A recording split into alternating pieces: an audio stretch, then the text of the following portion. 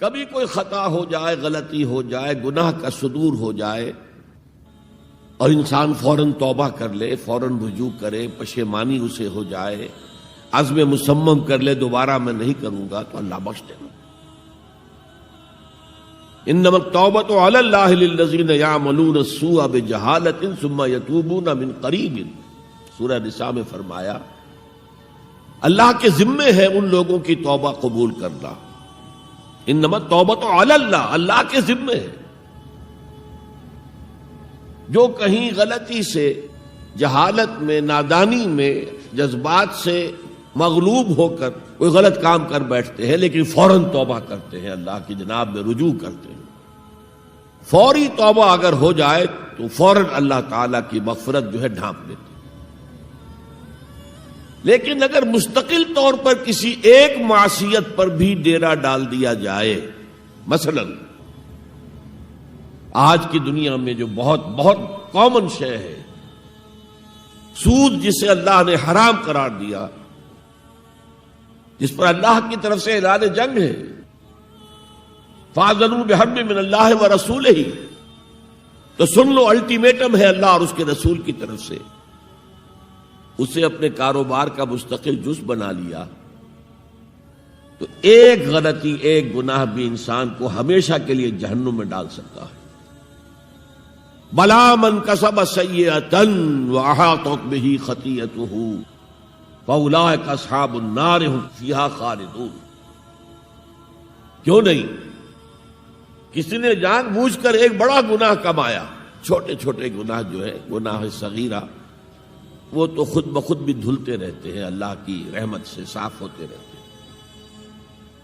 لیکن کسی نے کبیرہ گناہ کمایا، جان بوجھ کر کیا، اور پھر اس پر ڈیرے ڈال دیے اور وہ گناہ اس کے گھر گھیرا کر بیٹھا، احاطت بہ خطیئتہ فاولئک اصحاب النار ہم فیہا خالدون، تو وہ ہے جہنمی اور اس میں ہمیشہ رہنے والا۔ تو اطاعت اللہ کی، اطاعت رسول کی، یہ تو اسلام کا بنیادی مطالبہ ہے۔ اگر یہ بھی نہیں ہے تو پھر کچھ نہیں، اگر یہ نہیں تو بابا پھر سب کہانیاں۔ اب ذرا اس سے قدم اوپر اٹھیے، اطاعت کے ساتھ محبت۔ جب اللہ کی اطاعت کے ساتھ اللہ کی محبت جمع ہو جائے گی تو اس کا نام ہے عبادت۔ امام ابن تیمیہ رحمۃ اللہ علیہ کے جو شاگرد رشید ہیں، حافظ ابن قیم رحمۃ اللہ علیہ، انہوں نے عبادت کی ڈیفینیشن کی ہے۔ عبادت کیا ہے؟ العبادت تجمع اصلین، دو بنیادی چیزوں کو جمع کرنے سے عبادت وجود میں آتی ہے، غایت الحب وغایت الذل والخضوع، حق درجے کی اللہ کی محبت اور حق درجے میں اللہ کے سامنے گویا کہ پست ہو جانا، جھک جانا، بچھ جانا، انتہائی اطاعت، انتہائی محبت۔ انتہائی میں کیوں کہہ رہا ہوں؟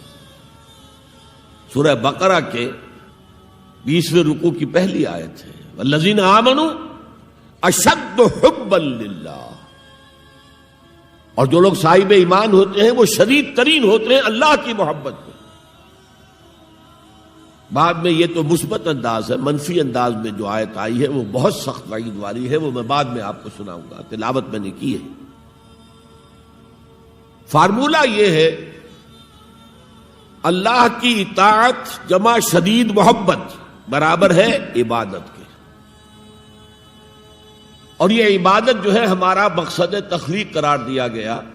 سورہ زاریات کی یہ آیت آپ میں سے حضرات کے علم میں ہوگی، وَمَا خَلَقْتُ الْجِنَّ وَالْإِنسَ إِلَّا لِيَعْبُدُونَ، میں نے جنوں اور انسانوں کو نہیں پیدا کیا مگر صرف اپنی عبادت کے لیے۔ یہ ہمارا مقصد تخلیق ہے۔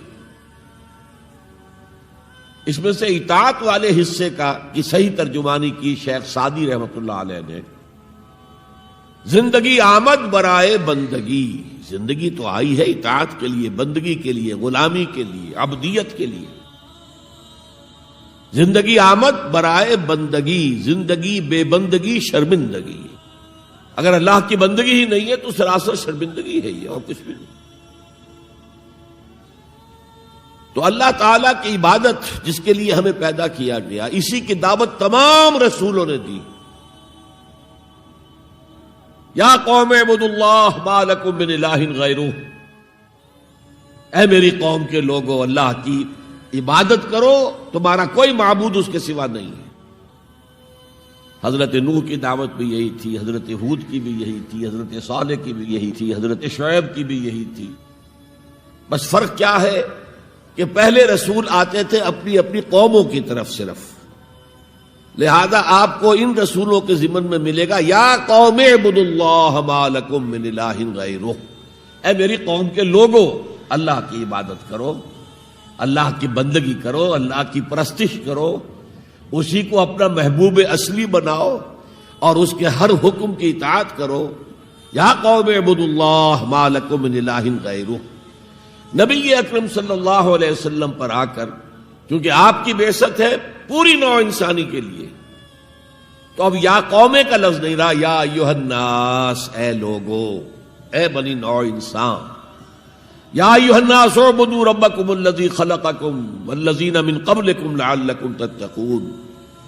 اے لوگو عبادت کرو، بندگی کرو، پرستش کرو اپنے اس رب کی جس نے تمہیں بھی پیدا کیا اور جو تم سے پہلے تھے ان کو بھی پیدا کیا تاکہ تم بچ سکو. یہ کیوں کہا دوہرا کر تم سے پہلوں کو بھی پیدا کیا؟ اس لیے کہ اکثر و بیشتر گمراہ لوگ مشرکین کیا کہتے تھے اپنے رسولوں سے کہ ہم تو بس جی اپنے آباء و اجداد کے راستے پر چلیں گے، ما وجدنا علیہ آباءنا، جس طریقے پر، جس طرز عمل پر ہم نے اپنے آباء و اجداد کو پایا ہے ہم نے اسی پر چلنا ہے. تو واضح کر دیا تم بھی مخلوق ہو، وہ بھی مخلوق تھے، تم بھی انسان ہو، وہ بھی انسان تھے، تم سے بھی غلطی ہو سکتی ہے، ان سے بھی ہو سکتی تھی. لہذا یہ اصول نہیں ہے کہ جو بھی آباء و اجداد کی ریتیں ہیں، رسمیں ہیں، طریقے ہیں اور جو ان کے عقیدے ہیں انہی کو آپ لے کر چلیں، بلکہ آپ تو تلاش کریں صحیح عقیدہ کیا ہے، صحیح زندگی گزارنے کا طریقہ کیا ہے، اس کو اختیار کریں.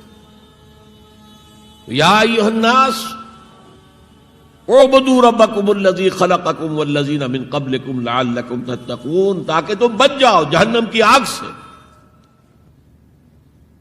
وتعلو همتي دوما وتسبق خطوتي الأزمان فوقتي